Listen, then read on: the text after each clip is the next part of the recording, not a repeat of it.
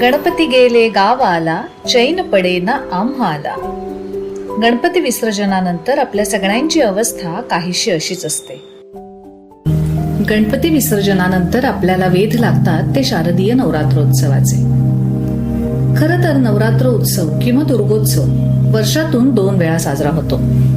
वसंत ऋतूत चैत्र शुद्ध प्रतिपदा ते चैत्र शुद्ध नवमी चैत्र नवरात्र आणि शरद ऋतूत अश्विन शुद्ध प्रतिपदा ते अश्विन शुद्ध नवमी शारदीय नवरात्र. आपले सारे सण हे निसर्गाच्या लयीशी सुसंगत आहेत. तसंच नवरात्र उत्सवाचा देखील ऋतुचक्राशी घनिष्ठ संबंध आहे.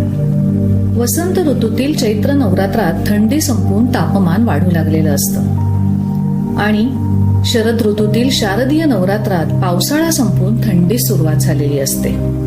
हवामानात लक्षणीय बदल होत असल्याने शारीरिक आणि मानसिक स्वास्थ्य टिकवण्यासाठी आपल्या संस्कृतीत उपवास, शुद्ध आहार, पूजा, व्रतवैकल्य यांचा समावेश केलेला आहे. याच काळात शेतीचा नवीन हंगाम सुरू होतो.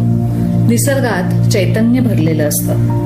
म्हणून देवी शक्ती म्हणजेच भूशक्ती किंवा मातृशक्तीचं पूजन देखील केलं जातं. आध्यात्मिक साधनेसाठी देखील हा काळ अतिशय उपयुक्त आहे.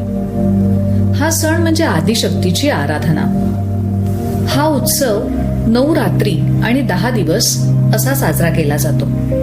पण कधी कधी तिथीची वृद्धी किंवा क्षय झाला तर हा उत्सव 8 किंवा 10 दिवस साजरा केला जातो.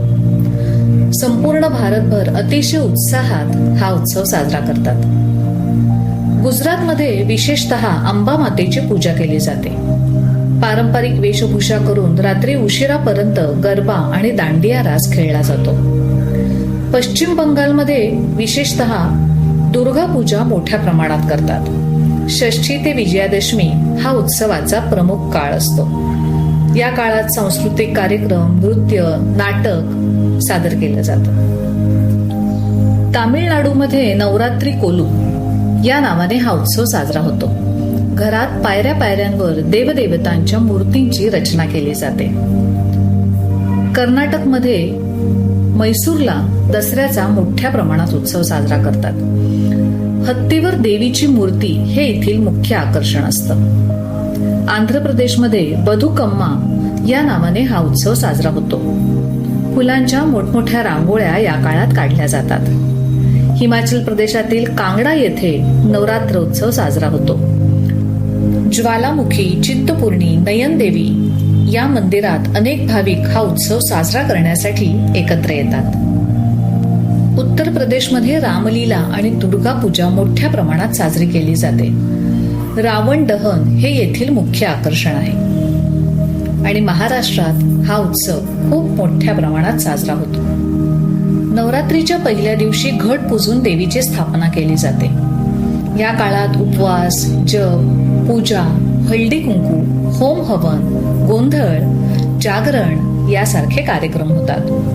9 दिवस कन्यापूजन देखील केलं जातं. रोज देवीला गोडाचा नैवेद्य दाखवला जातो.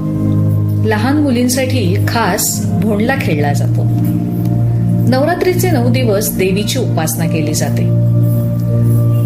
पौराणिक कथेनुसार महिषासूर नावाच्या राक्षसाने स्वबळावर सर्व देवांना आणि मनुष्यांना त्राहिमाम करून सोडलं होतं. धैर्य गमावून बसलेल्या देवांनी ब्रह्मा, विष्णू आणि महेश यांची आराधना केली. प्रसन्न झालेल्या देवांच्या पुण्य प्रकोपातून एक दैवी शक्ती निर्माण झाली. या शक्तीचा सांभाळ आणि पूजन करून देवांनी त्यांच्या दिव्य आयुधांनी तिला मंडित केलं आणि ह्या शक्तीने 9 दिवस युद्ध करून महिषासुराचा वध केला. अर्थात असुरी शक्तीचा नाश करून दैवी शक्तीचा विजय झाला. म्हणूनच या 9 दिवसात प्रत्येक दिवसाचं असं विशेष महत्व आहे. हे 9 दिवस देवी दुर्गा आणि तिच्या 9 अवतारांना समर्पित आहेत. चला तर मंडळी, उद्यापासून 9 दिवस रोज भेटूया सकाळी 10 वाजता देवींच्या रूपांबरोबर.